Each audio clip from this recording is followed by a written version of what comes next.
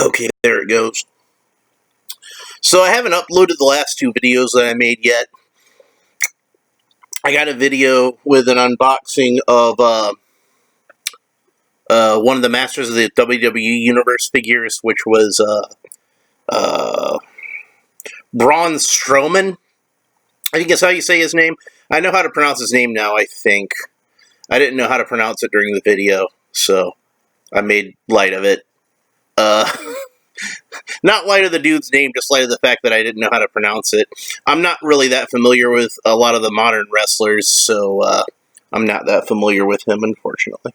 And I have a review of an unboxing of Mr. T that I didn't post. That wound up getting cut short because of malfunction with the camera. I'm not sure what the deal was with that, but for whatever reason, the webcam on the computer just stopped working. I'm thinking maybe I should just get a new webcam, like an independent webcam, and maybe that won't have as much problem. Anyway, I got delivered today what I ordered months ago, which was the G.I. Joe Classified Storm Shadow figure. This is labeled Arctic Mission Storm Shadow. But those of us who are old school G.I. Joe fans, we know that this is actually Ninja Force Storm Shadow. We'll have a better look at him once I get him out of the crushed package that Amazon sent it to me in a little plastic envelope, little bubble wrapped envelope. I'm pretty sure I don't normally mind getting bent box figures from Amazon, because normally that's what I order, because I take everything out of the package anyway.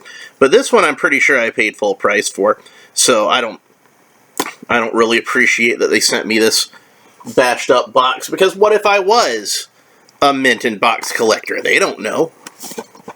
So anyway, I'm going to go ahead and open them up. This will be my first unboxing of one of these, because I wasn't doing these yet when I first started buying them. I have the whole first wave. I might go back and do like separate reviews of them. But he comes with the same sort of backer that the other figures come with, which has got a little Cobra emblem on it. I'm not going to bother to take it out right now, especially because it's kind of crushed up anyway. But it does make for a pretty nice backdrop when you're going to take pictures of the figures. And the figure does kind of pop on there. You know, when he's in the package, you can see that the hood's kind of sticky uppy on the head. I'm hoping that's not going to be the case once I get him out. So here we have a katana sword. And this is the only sword he comes with. He usually, traditionally Storm Shadow comes with two swords. And oftentimes it's a long sword and a short sword. But I think that Ninja Force Storm Shadow only came with one sword. So that actually kind of makes sense. And then the other weapon Ninja Force came with was this katana. Or not katana, kama. That's what it's called. Like a little scythe, little tiny axe type thing. And then he's got a sheath for his sword.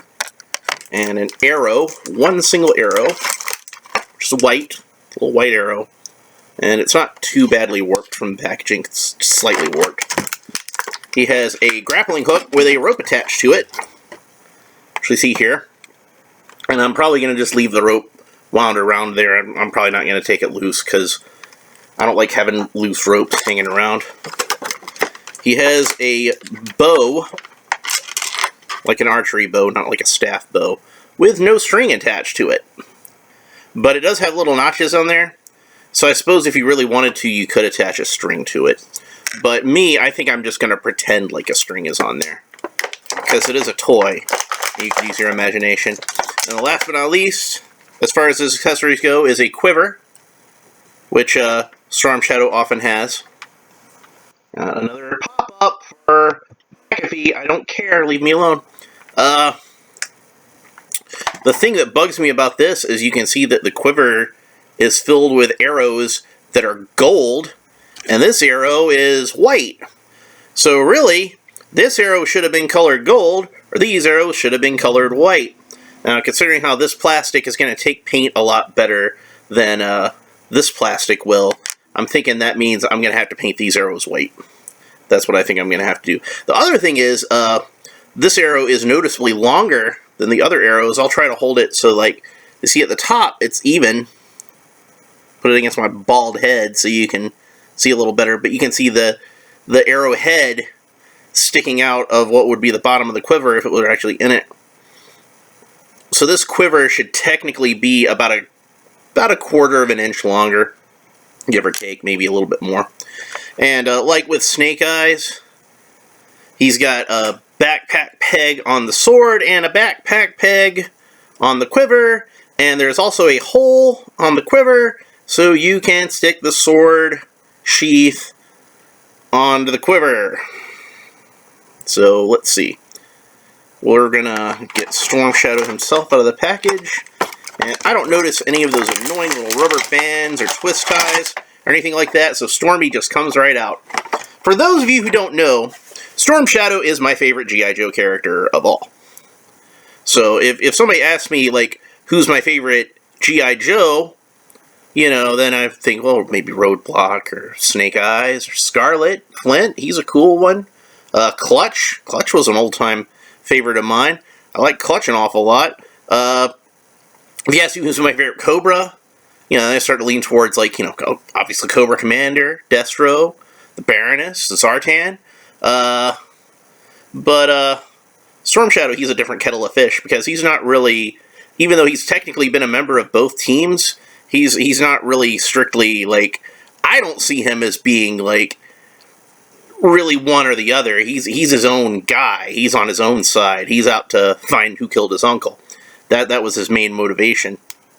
So I think of him as being a little bit more of a pragmatic type of character rather than any kind of, you know, good guy or a bad guy. I think, like, he's a good guy in that he's an honorable guy, but he's still willing to do some pretty horrible things if he thinks that the end's going to justify his means.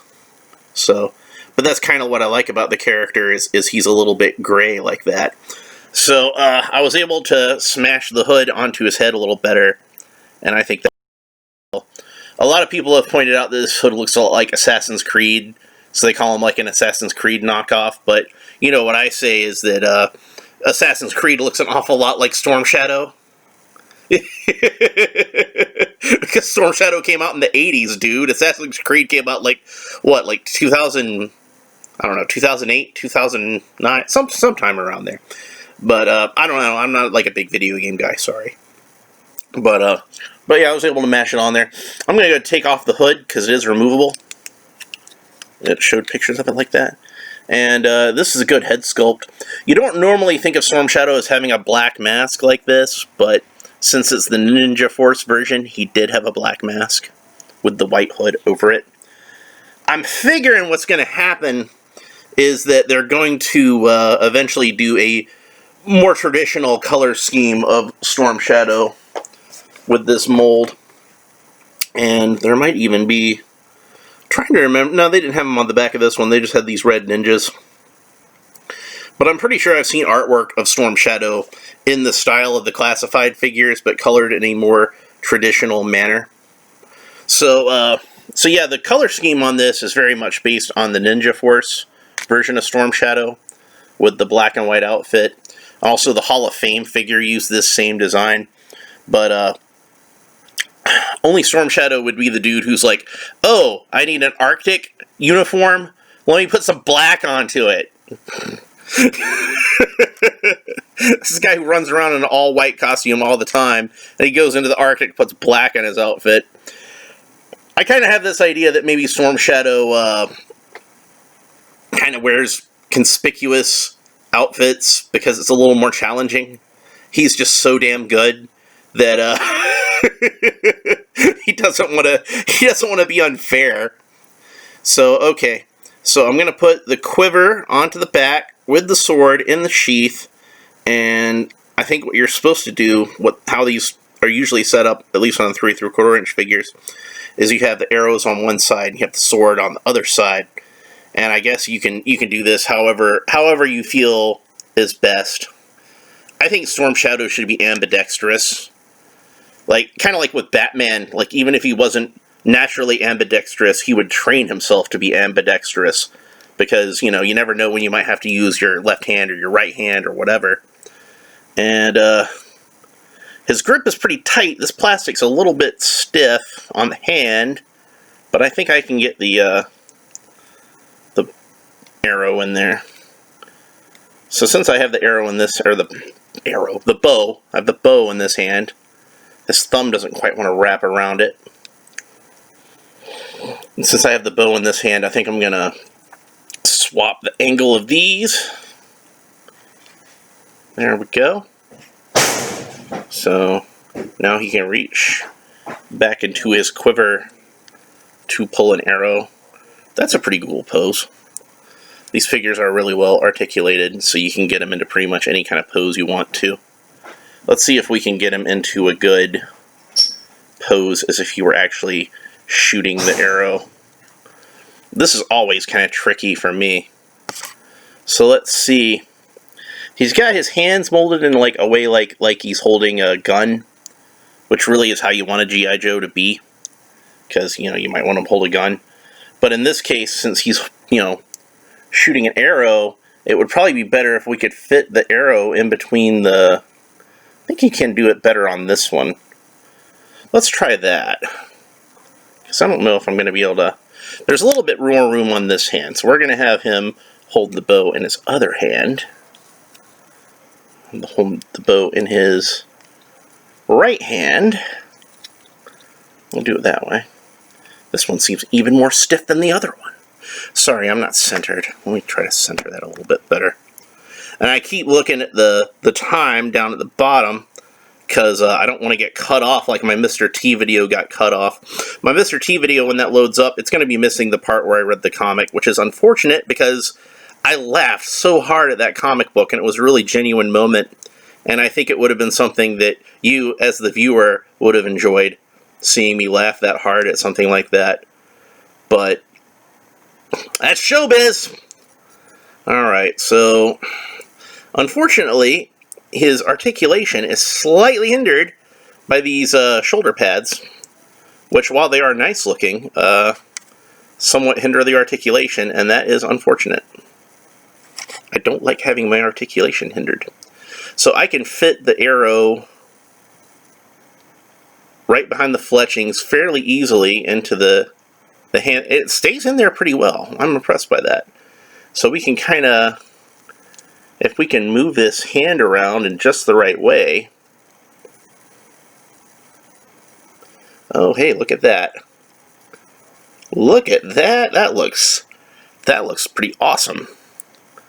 I might want to, if I can, kind of bend the arm up a little bit more so it looks more dramatic. But yeah, there we go. You can get him into a pose like he's shooting his arrow. That's nice. Alright, so let's take that aside. And then we can pose him with a few more of these ninja weapons. I'm sure you can fit the grappling hook into his hand like that if you want to. I'm not going to try it because, like I said, I don't want to disturb the rope. I want to leave the rope as it is. And then he can reach back into his scabbard and pull loose his samurai sword, his ninja toe, katana, whatever you want to call that. And then he can have his kama in his other hand. Like so. Ha! A ninja does not need a weapon. A ninja is a weapon. I think of him as having like this kind of cool, whispery sort of voice, like a Clint Eastwood kind of thing. I don't think of him as having any kind of like what you would call a foreign accent, because he was actually raised in California. Which I guess he could still, you know, depending on like how much English he was exposed to while he was, you know, growing up there. But I mean, like, you know, Larry Hama is of Japanese descent, and he doesn't have like any kind of like, he just sounds like any other dude from New York. So I figure Stormy is much the same way. He just sounds like any other dude that would have been born and raised in America. He wouldn't have, like, sometimes they have him as having like a Japanese accent or something, but in the comic book I don't think that should be the case. So I think he should just sound like an American. So maybe in like the storylines where he actually was raised in Japan. But I mean, like, remember, he was raised in California. He went to fight in Vietnam. He's an American dude. So, but yeah, that is pretty awesome. So let's look at some of the details on here. He's got the sign of the Arashikage clan on his chest. It's sculpted in gold, actually raised. That's pretty cool looking. And then he's got like lots of white and black flecks, like the original figure. It doesn't seem like more detailed than the original figure, but that's fine. It's just like a simple camo pattern. And then his boots are a little more sort of state-of-the-art than the sort of swaddled boots you kind of think of Storm Shadow as having, but I like this. What this suit really reminds me a lot of is in the Solo Devil's Due comic that Larry wrote for Storm Shadow, and in that one he had like this kind of designer ninja outfit, like very sort of like fashionable, state-of-the-art kind of ninja outfit. Not like what you think of a ninja as having, where it's like something that people wore in like, the 18th century or something when they were being ninjas. No, he had like a modern style ninja outfit. And they kind of tried to do that with the movie, but I kind of felt like that one was kind of plain. I kind of figured that was where they got the influence from, was from that Storm Shadow comic, which is really good. You should read it. It's awesome. But yeah, I think that's like maybe the only Devil's Due comic that might be considered canon with Larry Hama's current run of G.I. Joe, since he did write that one. And characters like Pale Peony are in it. So he's got like the butterfly hinges at the shoulders, so you can get him into like kind of more dramatic sword swinging kind of poses, and that's nice. He's got this loincloth thing, but it doesn't seem to hinder the leg articulation too much. I think this might be, this is actually kind of loose from the pelvis, so you can push it up or down as need be. It doesn't go down as far as I think it should, but it does go down. And then he's got like an ab crunch here, and then, oops, dropped that. You got to be careful with these. These don't stay on as well as they do on the 3 3/4 inch figures.